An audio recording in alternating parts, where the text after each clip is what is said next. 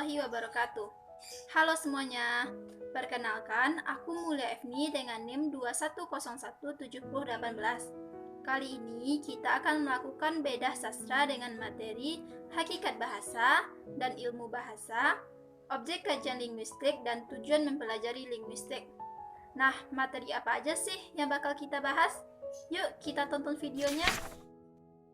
Kali ini kita akan membahas materi hakikat bahasa dan ilmu bahasa, objek kajian linguistik, dan tujuan mempelajari linguistik. Materi pertama yang bakal kita bahas adalah hakikat bahasa. Bahasa pada hakikatnya adalah sistem lambang bunyi yang bermakna, atau semua ciri yang dimiliki oleh bahasa. Ada 8 hakikat bahasa. Yang pertama, bahasa merupakan sebuah sistem. Artinya, bahasa dibuat oleh sejumlah komponen yang berpola secara tetap dan dapat dikaidahkan.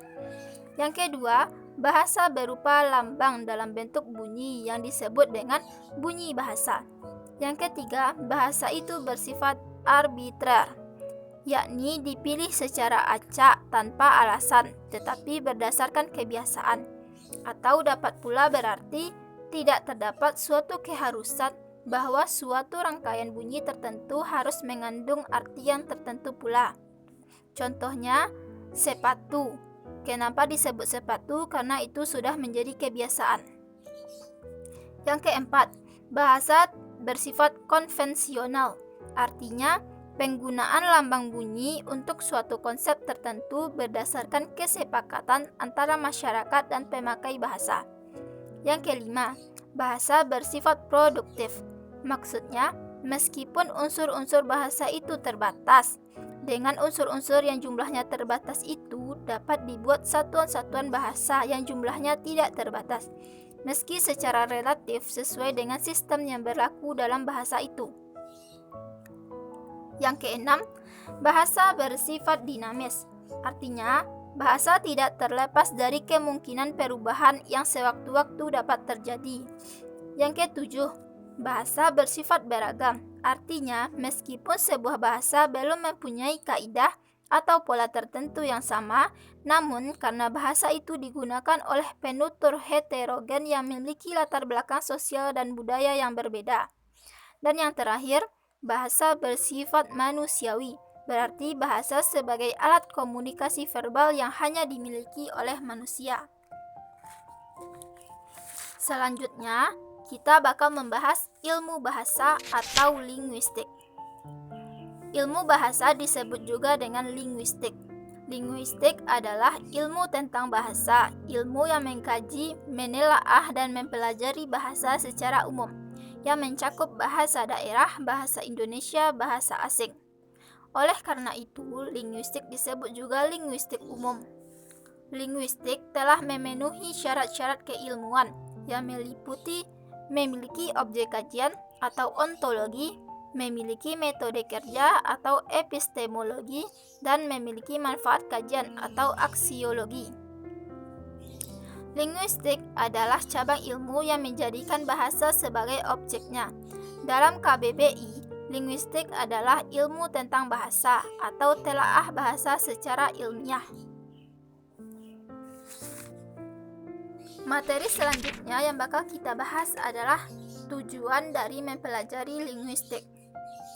Tujuan mempelajari linguistik itu ada banyak dan kita rangkum dalam 5 tujuan. Yang pertama, tujuan praktis, yakni mempelajari bahasa dengan tujuan praktis. Misalnya, agar dapat menggunakan bahasa yang dipelajarinya untuk berkomunikasi dan berinteraksi secara baik, benar, dan lancar. Yang kedua, tujuan estetis, berorientasi pada bagaimana orang dapat memahami dan menggunakan bahasa dengan indah dan menarik. Misalnya, penggunaan bahasa dalam puisi, cerpen, dan karya sastra lainnya. Yang ketiga, tujuan filologis, yakni mempelajari bahasa dengan maksud mengungkapkan hal-hal atau nilai-nilai bahasa dari segi kebudayaan masa lampau dengan cara mengkaji naskah-naskah lama. Yang keempat, tujuan linguistis, mempelajari bahasa sebagai objek kajian ilmiah. Tujuan ini berorientasi pada mengungkapkan gejala bahasa secara objektif. Jadi, dalam hal ini bahasa ditempatkan sebagai objek kajian yang diungkap dan dikaji dengan bahasa. Materi selanjutnya adalah objek kajian linguistik. Objek kajian linguistik sendiri sesuai dengan namanya, linguistik adalah bahasa. Bahasa di sini bukan bahasa dalam pengertian kiasan seperti bahasa tari, bahasa tubuh, bahasa alam, dan bahasa-bahasa lainnya.